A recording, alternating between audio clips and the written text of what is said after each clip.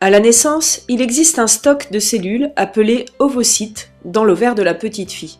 À partir de la puberté et jusqu'à la ménopause, un ovule est expulsé chaque mois par l'un des deux ovaires. Il est alors recueilli par le pavillon de la trompe. L'ovulation est donc un phénomène cyclique, tout comme la survenue des règles. Mais comment fonctionne l'appareil génital de la femme? Eh bien, c'est ce que nous allons voir dans cette capsule. Le premier jour des règles est le premier jour du cycle. Les règles durent entre 3 et 7 jours selon les femmes. C'est le point de départ de la première phase du cycle qu'on nomme phase folliculaire ou phase préovulatoire qui prépare à l'ovulation. Cette phase dure théoriquement 14 jours, mais cela est très variable selon les femmes. Au 14e jour a donc lieu l'ovulation, c'est-à-dire l'expulsion de l'ovule par l'ovaire. Puis se déroule la phase post-ovulatoire ou encore phase lutéale qui a une durée de 14 jours également. Étudions maintenant ces deux phases l'une après l'autre. La phase préovulatoire tout d'abord. Au début du cycle, plusieurs ovocytes se préparent à être expulsés. Ils sont contenus dans des follicules. Un follicule est un ensemble constitué d'un ovule ou ovocyte entouré d'un grand nombre de cellules folliculaires dont on voit le noyau ici en violet. Parmi tous les follicules, un va alors dominer sur les autres et va se mettre à grossir. C'est lui qui expulsera l'ovocyte au 14e jour. Mais pourquoi le follicule grossit-il comme on le voit sur ce schéma? Ceci est dû à une hormone appelée FSH, l'hormone folliculostimulante.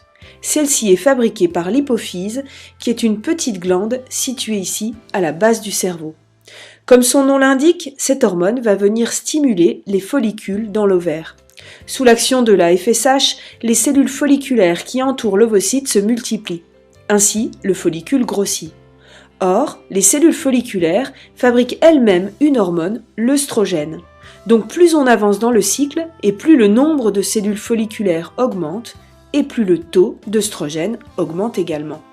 Ce fort taux d'œstrogène va avoir une action sur l'utérus, et tout d'abord sur la muqueuse de l'utérus ou endomètre. En effet, le fort taux d'œstrogène va permettre l'épaississement de l'endomètre, comme on le voit ici. L'œstrogène agit également sur le col de l'utérus. En effet, le col de l'utérus fabrique une substance qu'on appelle la glaire cervicale. Cette glaire cervicale est très dense et elle obstrue le col pendant tout le cycle, empêchant ainsi le passage des spermatozoïdes. Mais lorsque le taux d'œstrogène est fort, le maillage de la glaire cervicale se relâche et permet ainsi le passage des spermatozoïdes. Vous voyez donc que le follicule lui-même envoie des messages à l'utérus et au col de l'utérus pour donner des informations sur son stade de croissance. Ainsi, l'utérus sera prêt à recevoir un éventuel embryon s'il y a fécondation de l'ovule par un spermatozoïde. Cela va même plus loin, puisque quand le follicule est suffisamment gros, le taux d'œstrogène qu'il sécrète est fort. Or, un fort taux d'œstrogène provoque ce qu'on appelle un rétrocontrôle positif sur l'hypophyse. Ceci entraîne alors une forte libération d'une nouvelle hormone appelée la LH. Or, un fort taux de LH dans le sang entraîne la rupture du follicule et donc l'ovulation. L'ovule entre alors dans la trompe où il sera peut-être fécondé s'il y a un rapport sexuel. L'ovule peut vivre 24 heures dans les voies génitales de la femme et les spermatozoïdes entre 3 et 5 jours. Si l'ovule est fécondé, il deviendra une cellule œuf, puis un embryon qui mettra 1 semaine avant de venir s'installer dans l'utérus. Mais que se passe-t-il au cours de cette semaine?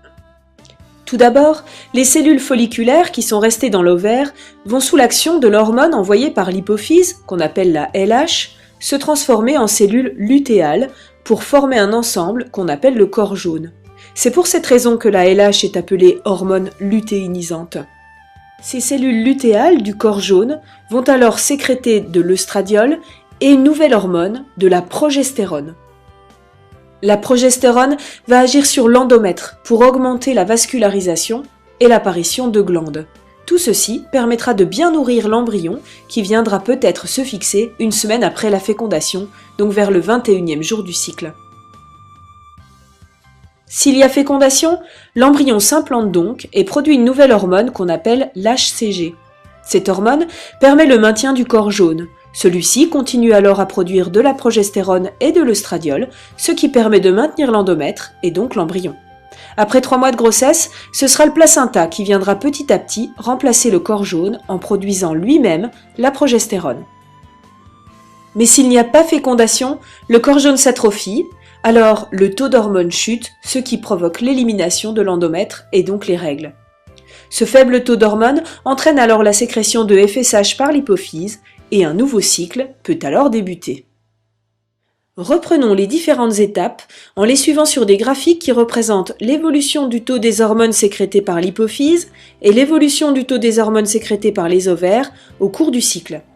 De 0 à 14 jours, on observe que l'hypophyse sécrète de la FSH.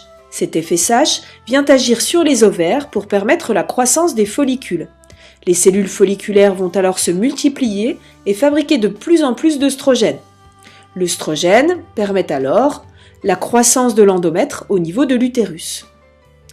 Puis vous voyez que juste avant l'ovulation du 14e jour, on a un très fort taux d'œstrogène. Ce fort taux d'œstrogène va entraîner par rétrocontrôle positif sur l'hypophyse un pic de LH. Ce pic de LH déclenche alors l'ovulation au 14e jour du cycle. La LH permet également la transformation des cellules folliculaires en cellules lutéales pour former le corps jaune, et ces cellules lutéales sécrètent deux hormones, œstrogène et progestérone. La progestérone permet alors la densification de l'endomètre, nécessaire à l'accueil d'un éventuel embryon. Ensuite, s'il n'y a pas fécondation, le corps jaune disparaît, les hormones ne sont alors plus sécrétées, et la chute des hormones entraîne le non-maintien de l'endomètre et donc l'apparition des règles. Par contre, s'il y a fécondation, l'embryon produit une nouvelle hormone, l'HCG, qui permet de maintenir le corps jaune, donc de maintenir la sécrétion des hormones, et donc de maintenir l'endomètre.